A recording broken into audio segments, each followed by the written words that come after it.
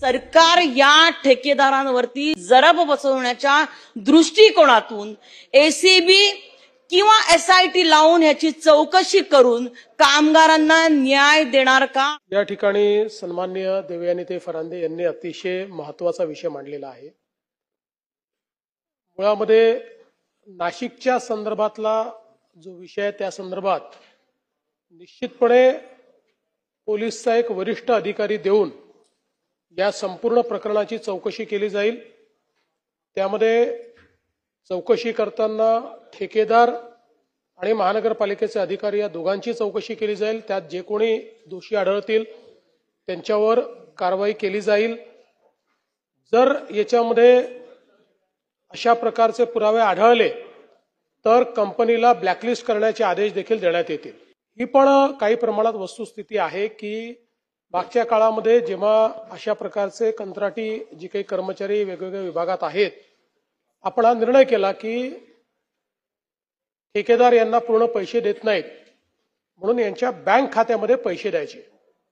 Bank खात्यामध्ये पैसे दिल्यानंतर आता पुन्हा तक्रारी वाढलेल्या आहेत की त्यांच्याकडे काहीतरी एटीएम कार्ड तयार करून घेतात आणि मग त्यातले ठराविक पैसे त्यांच्या खात्यात जमा झाले की हे जे ठेकेदार आहेत हे त्या एटीएम कार्डनी विड्रॉ करतात।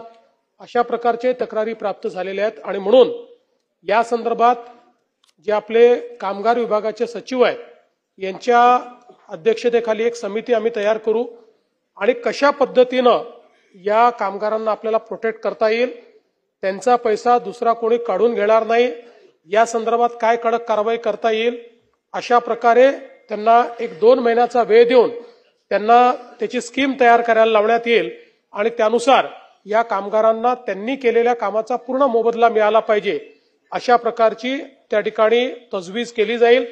आणि यासोबत अशा प्रकारे कामगारांना दिलेल्या पैशातले पैसे जर कोणी घेतले तर तो फौजदारी गुन्हा मानून त्याच्यावर फौजदारी कारवाई केली जाईल। विजय एंटरप्राइजेस म्हणून एक कामगारांची कंत्राटदार फर्म आहे।